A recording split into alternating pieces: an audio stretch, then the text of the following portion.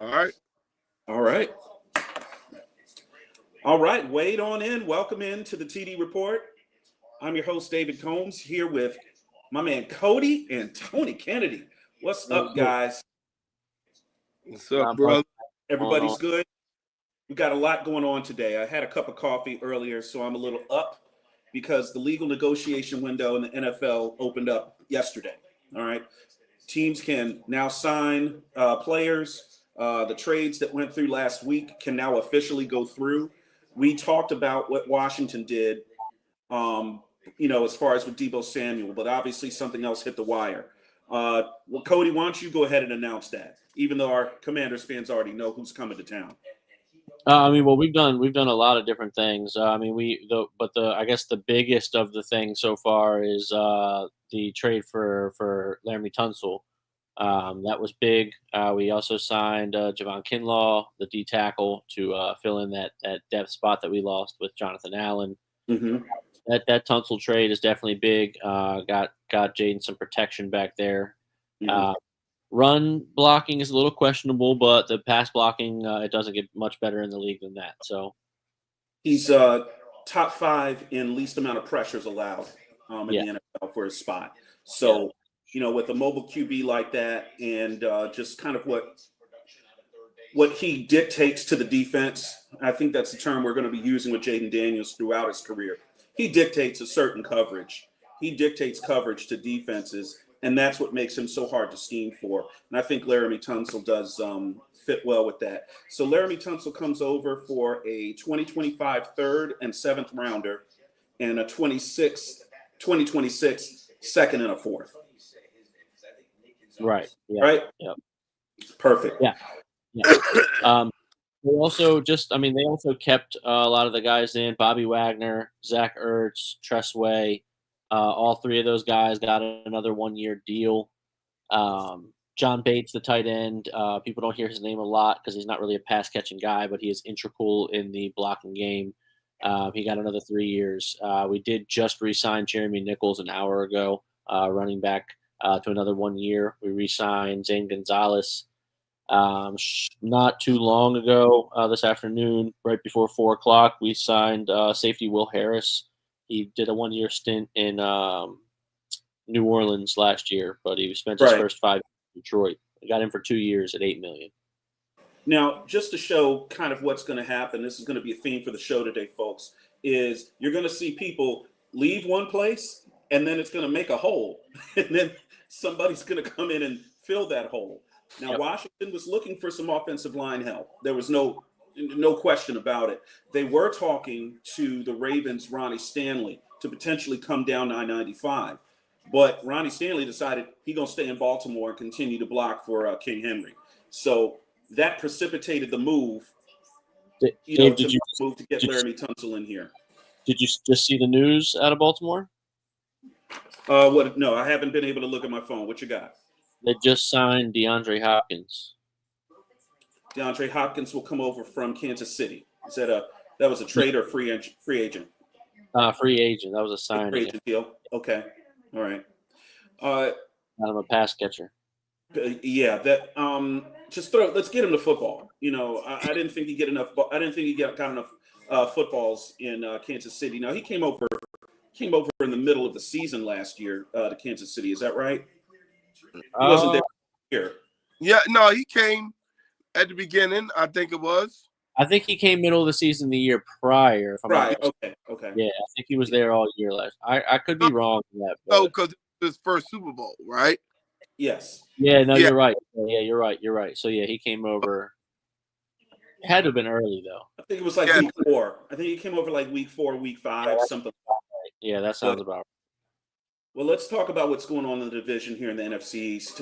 Cody has given us here on the TD Report, great update on Washington. But the other big mover in the division was who we kind of expected to make moves.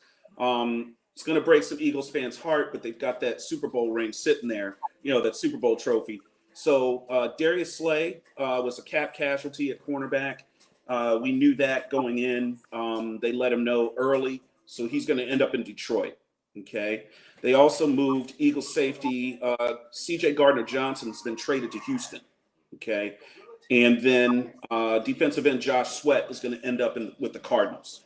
So you saw what happened last year with the Eagles, bringing in a couple of defensive backs as rookies. Those guys both played, quite a bit this year. Cooper DeJean at corner, most notably, played pretty good. But then at this point, you're going to see a lot more departures than people coming into the Eagles. They've got to shed some salary. Mm-hmm. Because it's kind of new that. Yeah, I mean the Eagles got decimated. Yeah, and I think they know what's going to happen. But Howie Roseman's got Howie Roseman's got a ton of picks. But they have a bunch of depth. It's not even a competition right now. The Washington Commanders, from every outlet, is free agency over every team. I hear you. Can you hear? You can't hear me? Now we got. Yeah, it's not even a competition right now. The Washington Commanders is winning free agency over every team. It's not even close, let alone the division. Over every organization. And I think, one, they have faith in that quarterback. But two, they have a whole lot of room, a lot of cap space. So, I mean, sometimes the stars align on things that you need to do. And I think that the stars are aligning for them to make a run.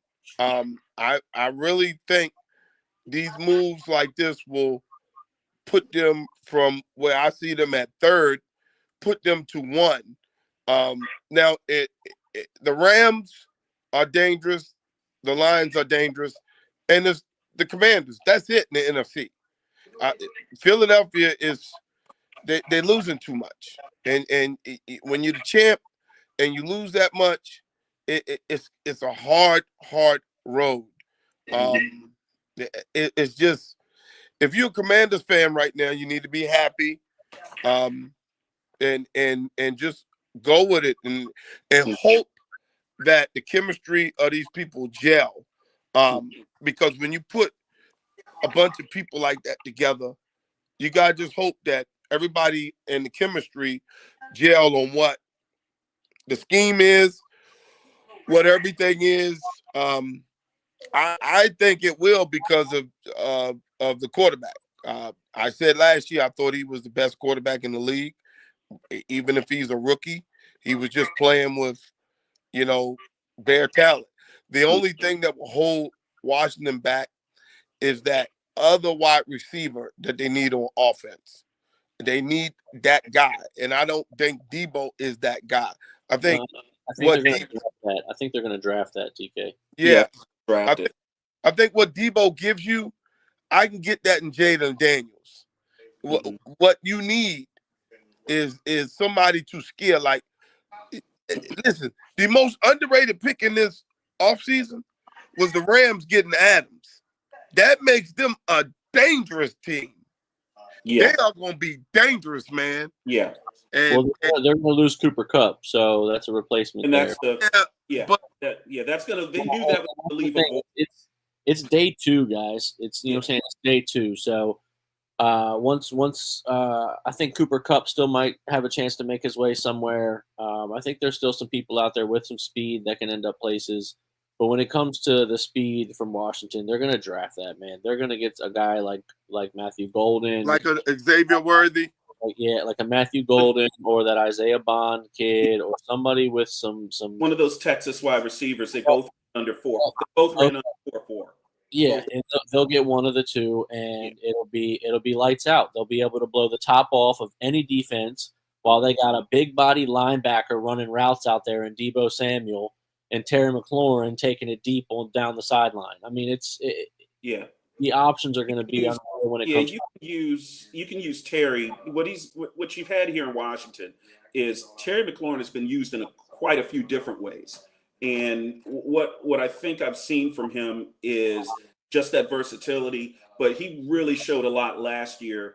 He was able to show a lot last year to be highlighted in that Dallas game last year, the first game that when Washington played here, Dallas here.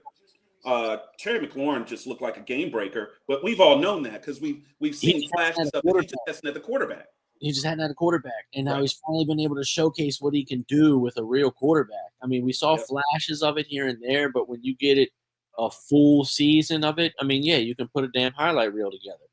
And now you're adding something on the other side as physical as Debo. I mean, Washington needs that. I feel like needed somebody real physical off the line like that who can go underneath and bang with the ball, and he's one of those guys. And that's, I mean, I think they're setting themselves up fantastically, and I know it sounds so biased, especially with this in the background, but man, they're killing it. Yeah. So let's talk about what else happened around the league. The Steelers traded for Seattle wide receiver DK Metcalf. Okay. Now we'll talk about that piece, and then I'll talk about the second part of that, which you guys also know is coming. DK Metcalf been in the league. What is this? His 8th season or 6th? I think it's his 6th season. Sound about right? I'm not. That's a DK question. I don't know the years.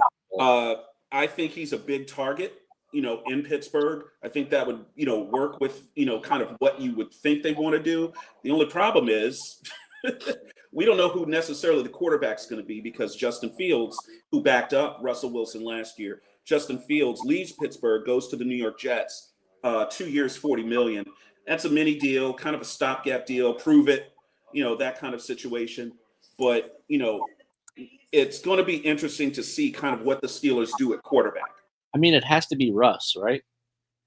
I think you got to go with Russ and Aaron Rodgers look like they coming, and that's another thing. Aaron Rodgers ain't going nowhere but home. You think Aaron Rodgers doesn't get signed at all because there's talk of him going to maybe the Giants? It all depends on this thing right here. It all depends on if Aaron Rodgers can swallow his damn pride and sit on a bench somewhere, then he'll go somewhere. But if he intends on starting somewhere, he will not be getting signed. No. So, yeah, I mean, I don't think that's going to happen. I think he's at the stage in his career where he feels he doesn't have to do that. He's got a big ego. I mean, he's out of his goddamn mind is what he is. You think he's out of his mind? He completed I mean, I think I could count on 2 hands how many passes he probably completed last year in a whole. I mean, this guy, it's an exaggeration, obviously, but Aaron Rodgers is not it anymore. You're much better off going with a 2nd-round rookie pick, 3rd-round rookie pick, and teaching a guy than trying to teach this old dog new tricks of something that he used to be able to do that he can't anymore after 2 blown Achilles and 9 broken collarbones and God knows what other else he's done on his silent retreats and No, he's not starting anywhere in this league. I'm sorry. He's not good enough. If Pittsburgh get him, he's going to start. Yeah, he's going to. And they will have their first losing season under Mike Tomlin. Well, Ben Roethlisberger was on social media yesterday selling wolf tickets, after the DK Metcalf deal. I know he's kidding. He's got to be kidding, right? He better be kidding. He's old. He's old. He's old and beat up. And I don't think it's a good idea to get out there on the field. Tony, when we get to be men of a certain age, Cody is a young guy. When you get to be men of a certain age like us, the idea of stepping on a football field or basketball court or even go ice skating, we don't like falling down like we did when we were young. Man, ain't no way the hell he getting out there. Yeah. He get out there if he want to. They're going to be Ben's ass. All right. Yeah. The game speed is just so fast. I mean, I remember watching Drew Brees' last couple of games at quarterback. It was kind of sad.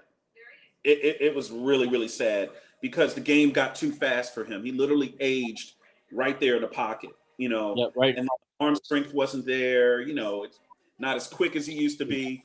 It was hard to watch. So Justin Fields going from Pittsburgh to the New York Jets. We'll see how he does there. Interesting signing today. Daniel Jones, late of the New York Giants, is going to sign in Indianapolis, $14 million. I'm going to tell you what, he will play. Anthony Richardson like a bust. Anthony Richardson's looking like a bust. Well, I'll say this. I'll say the Anthony Richardson scholarship is definitely over, so it's going to be a quarterback battle. But I will say this too: the two quarterbacks who have led the NFL in the lowest quarterback percentage over the past 2 seasons are now both on the same team in Indianapolis.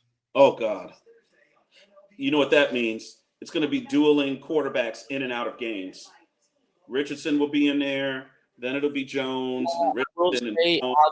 How they did that with Joe Flacco, though, like Dave last year. I think it does make more sense to have two quarterbacks who are similar in skill set versus an AR and a Joe Flacco.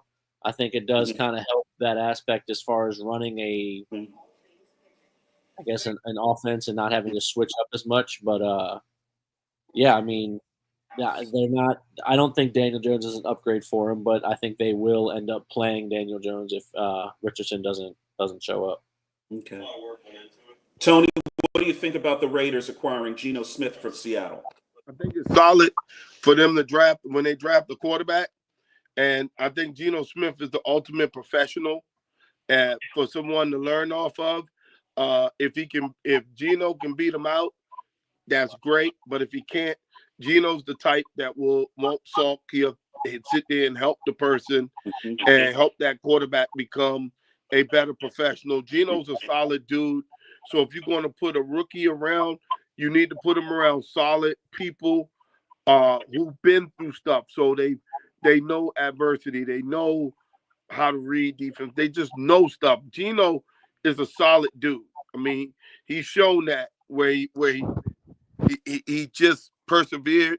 He's really good for the Raiders, I think. Do you think they take a quarterback in the first round still? Yeah, I think by Tom Brady owning the team and his quarterback is Shedeur Sanders, he's been training him 3-4 years. He knows exactly what he has, and that's an advantage. Raiders, that's an advantage because if Shedeur Sanders go to the Raiders, you will have a all-pro quarterback in a couple of years because he is the only one that Dion does not go after when he says something about him. Dion has allowed Tom Brady freedom to control his son, and that is a dangerous thing. I am telling you, he gets with Tom Brady because of his skill set. This guy right here will be able to play. Because, quarterbacks is all about your system, your coaching, management of them. You have to go to the right situation. And every situation isn't the right situation. Hell, Jaden Daniels could have gone to Joe Blow and didn't have a Cliff Kingsbury and didn't have a coach like Quinn who said, I don't care about offense. I'm just going to worry about the defense. You just don't know, with that. But you want a quarterback to go into a good quarterback coach / offensive coordinator. And Jaden Daniels hit the jackpot. Now, do I think Shedeur Sanders will hit the jackpot with Tom Brady? Hell yeah. And then you in the entertainment capital of the world.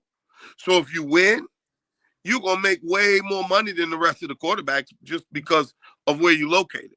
Yeah. Yeah, I think this is a good deal or a good situation. Dion has talked about fit and situation for a couple of years now. I think the only issue I have for Shedeur is he's a bit of a throwback as a quarterback. Yep. He's got a lot of Drew Brees in him in terms of he's not the best athlete in the world. He's not the biggest guy. Doesn't have the deepest arm, but he fits balls in windows. He puts balls in spaces, lets his receivers run, lets the route develop, and he's got more timing. You see what I'm saying than what you see with a lot of younger rookie quarterbacks. Where you think that came from, Dave? That came from, and also what came from Brady, but it hurt him in college, was Brady was teaching him to hold the ball, let the receivers develop. Let the route in college, when your line's not that good, you're going to take more sacks. In the pros, when you keep that idea in the pros, hold the ball, let it develop, now let it go. That's going to equal to bigger plays.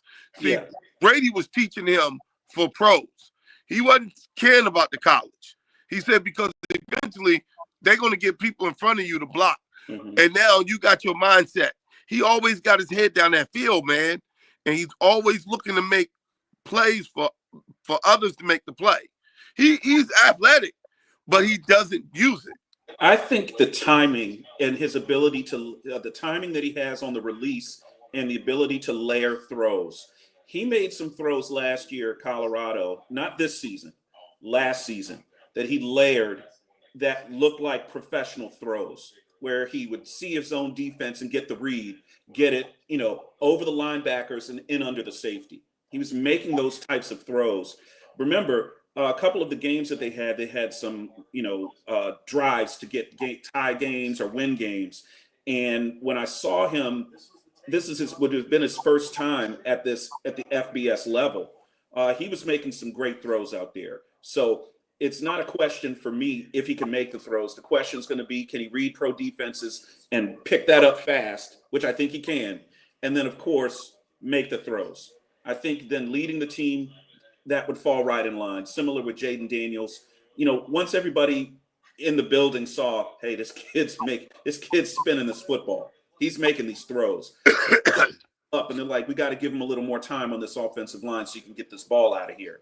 Receivers, hey, I'm catching this football if it comes my way because it's going to be thrown properly. You see what I'm saying? And everybody fell into place.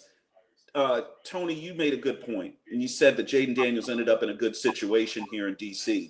I think we're finding out now that I think the Dan Quinn hiring might have been underrated.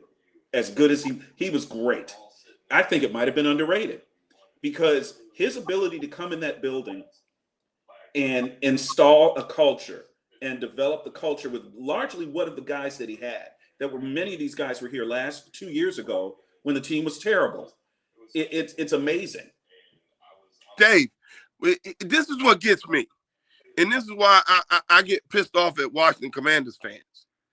One, Dallas was terrible on defense before Dan Quinn came. The years that Dan Quinn came, Washington couldn't handle them. Now, he leaves and go to your team. But let's go back before that. He's a damn sack away from being a legend in Atlanta when they would have beat the Patriots. They should have beat the Patriots. So what are we talking about? He's better coach than all these people. I think what we need to do is thank Jerry Jones for being stupid and allow him to go. That's what you need to do. I mean, when I heard people like home anyway, man, he's doing his commencement speech at Salisbury here in the next couple months. Listen, dog. When we did the Crab Bowl in Salisbury in 19, I told you Dan Quinn went here. That was only a year and a half after he lost the Super Bowl. Yeah, and that's all everybody say. He's the coach that fucking gave that lead up in the Super Bowl. That's all everybody said. When he took Dallas defense from shitty to one of the 5 best in the league. And then all of a sudden, he gets hired as the Redskins coach. Oh, we don't know. Man, come on, man. We could be seeing the same thing a couple years now with Cliff Kingsbury, where he'll go from a guy that was, fired in Arizona, takes a couple of years off, comes here, gets a great prodigy in Jaden Daniels, and the two of them are cooking. You see what I'm saying? And obviously that's going to help his career. He signed He signed for 2 years, right? Right, Cody? Yes, yeah. I think he signed for 2 years. I think he just gets a little. He can pick. He will have his pick of whatever good job comes up. So we saw Dan Quinn when he was in Dallas. He had a couple of seasons where he was one of the hottest coaching candidates out and didn't take jobs. He waited. Take this one. He waited. But very smart. When he got this job and he saw they had the number 2 pick, he knew he had one of the top 2 talented quarterbacks coming out. A head coach. What did I do when I did the history? Wanted to be here. Head coaches are tied to their quarterbacks, which are tied to dynasties and Super Bowls. Except for Joe Gibbs. Head coach does not go without a great quarterback. But Joe is a different. He's a different animal. He's a different animal. Yeah. He'd only won. I named you 10 of them. Yes, And you did. Joe Gibbs is the only one. Yep. So, So let's see what else I got here on the sheet. Sam Darnold, one of my favorite quarterbacks in the league. Sam Darnold signs with Seattle for 3 years, $100 million. Yeah, I have a feeling we might see Sam Howell midway through the season. You say what? So I have a feeling we might see Sam Howell midway through the season. Wow. You don't think he's going to blow up? You think Sam Darnold is going to crap out? I think Sam Darnold is going to be very mediocre, and unless he's surrounded by some good weapons, I don't think he's going to have the same success. He doesn't have the same line in Seattle. He literally has one wide receiver in Seattle, in Jackson Smith, who's going to get he'll get blanketed all year long because he's the only one there. Their running backs have been beat up, and I mean they have Zach Charbonnet, I guess, will be their starter. I mean, what about Walker? Dave. I mean, he didn't just get hurt again. Didn't he just at the end of the year tear his Achilles or something crazy? Oh, sheesh. I could be wrong, but I could have sworn he just got hurt again at the end. He's a Jesse. He's gonna be a Jesse. The reason why I said Sam Darnold is one of my favorite quarterbacks is this guy survived Carolina. He survived New York. I mean, he's a survivor. I'm happy for him to get that $100 million. He's going to make over $100 million playing quarterback. And hey, he ain't Kirk Cousins, but he's close. He's a Jesse. So let's talk about the best available guys left before we finish up the show. Joey Bosa has been let go by the Los Angeles Chargers, edge rusher. Is there a possibility he ends up in San Francisco with Nick? No, because they don't have the money to do it. They have to pay Brock Purdy $50 fucking million a year. Sheesh. So where does Joey Bosa end up? He goes with Trump. Okay. That's Nick. I think that's Nick. That's Nick. That's no, Nick. I think they're all.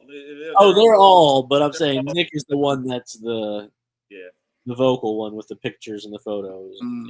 Yeah. Here's an interesting one. I think what you're going to find is that somebody like Cam Robinson at offensive tackle, he's going to end up somewhere. Rasul Douglas at corner, and another interesting name that's still out there. He could be gone by now. I don't know. Stephon Diggs. Diggs a free agent? Huh? He's a free agent? Yep. As is Mekhi Becton at guard. Why didn't Dallas sign it? Becton got signed. Becton got signed. Did get signed? Okay. So hold on. Here, let me see. Guard, right? Yeah. Where did he end up? Let me see. I know I saw that name earlier. Here we go. Guard. Like Chicago, something like that? You know what? You might be right, Dave. I don't see him on here. I could have sworn I saw his name come across earlier. Yeah. He might be he's talking to teams, obviously. He's going to be he should be his agent should be very busy. He's going to land somewhere. Yeah. Okay, yeah. So we got, shit. Down to their, to 2-3 teams that are jockeying, and they're just going to take, the guy sitting there, he's got 3 deals on his desk. He's going to take which one he wants, or he's going to check with his, and she's going to say, hey, this place is warmer. Let's go there. Yeah. I mean, a lot of people have been on the move that are under the radar too, though. So that's lots of wide receivers, some tight ends, tons of tackles. I was trying to see. Yeah, Cam Robinson, tackle. He's out there. Something I wanted to pass on that I forgot, guys. I mentioned Sam Darnold's going to leave. He's going to be late of the Vikings. Well, obviously, that opens the door for J.J. McCarthy to come off that knee injury and claim his spot. The question is he going to be ready to play? It's JJ season for sure. That's who they're. I definitely think that's who they're starting out there. This is essentially his rookie year. I mean, he was hurt. He was hurt in preseason last year? Yeah. Oh no, I don't even think he got that far. I think it was. I don't even know if they got that. Yeah, he might have got hurt in camp. Yeah, he didn't play. but he's basically going to be handed a playoff roster and Justin Jefferson. He should be okay. They should have Darisaw back. Darisaw was injured towards the end of last year. I think he had was it a knee? Was it a knee? Yeah. Yeah, It was a knee. He should be back. So if Darisaw's back, you get the line back intact, and you're handing JJ McCarthy the keys.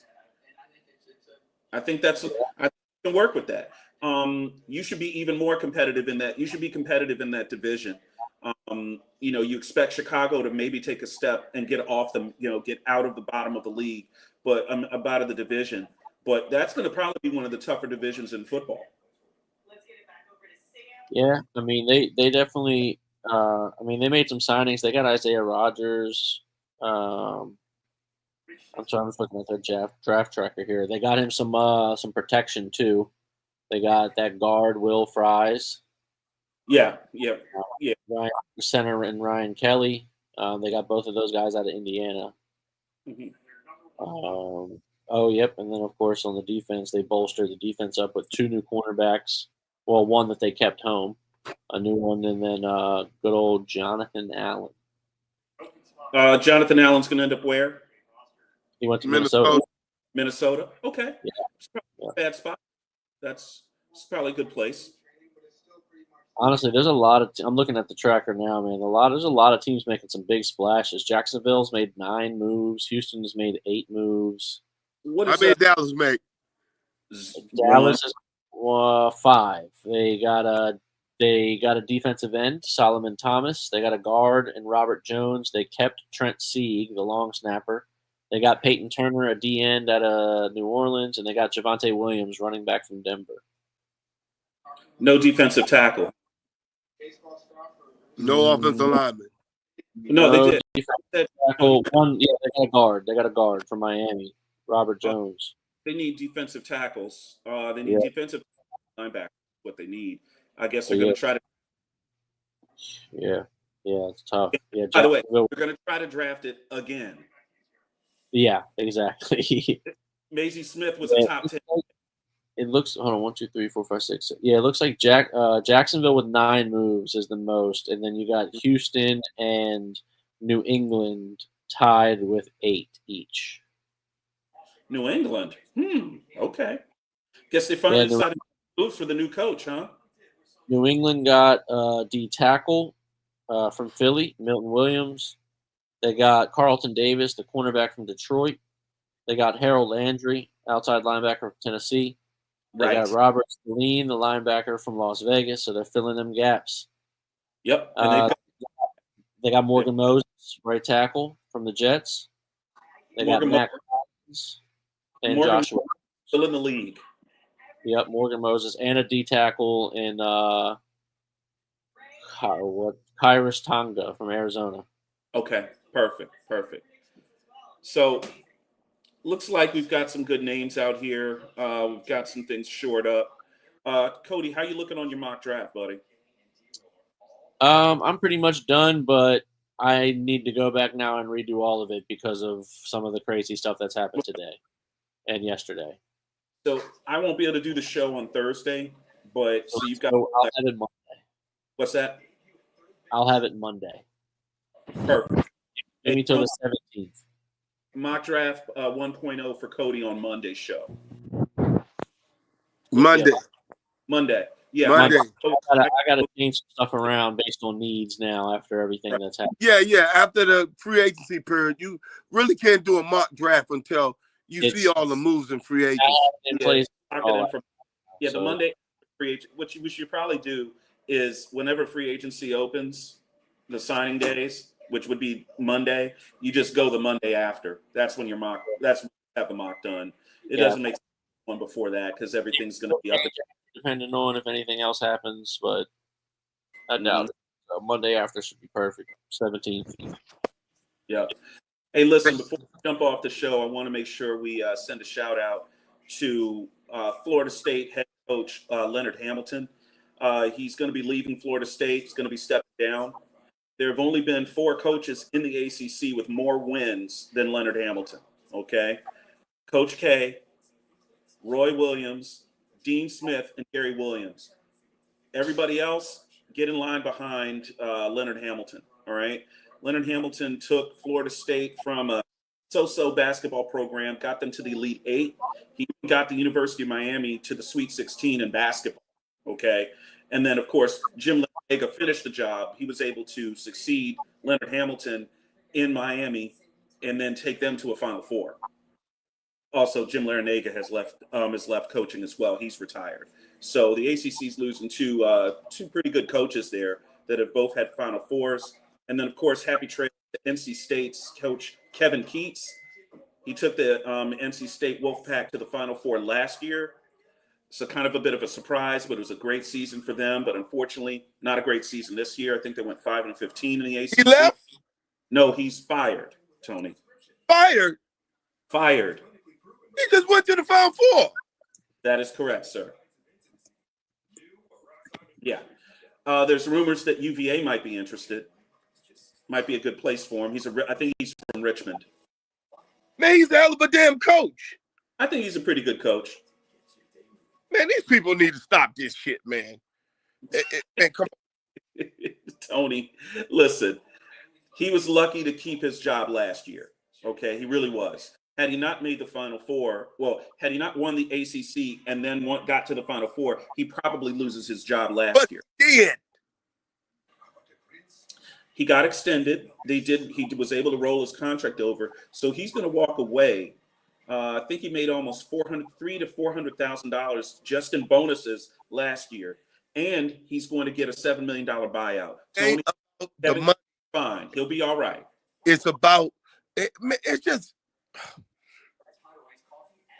Yeah. No, in that case, then they need to get rid of my coach at Carolina. He ain't been in the Final Four in 3 years. He just went to the Final Four. He almost won the championship, Tony. So Hubert Davis could be on the hot seat. That's correct. He could be. Cody, college basketball is horrible. In football and pro football, shit, that's like somebody make it to a Super Bowl and the next year they fire. Well, how long did Dan Quinn stay? Fire Sirianni. Yeah.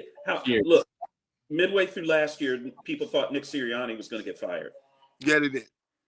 Midway through. He hadn't done anything in a very long time.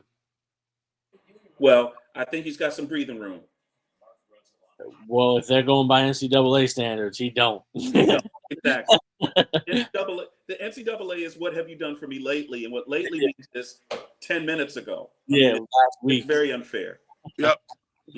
Hey, fellas, I got to bounce. I'm going to go out. But I wanted to thank everybody for being on the show tonight. We will be back on Monday. Appreciate you. And, hey, happy trails, like I said. Kevin Keats, Jim Larrañaga, and Leonard Hamilton. Great careers in the ACC, guys. Absolutely. Wow. Appreciate y'all. Take care.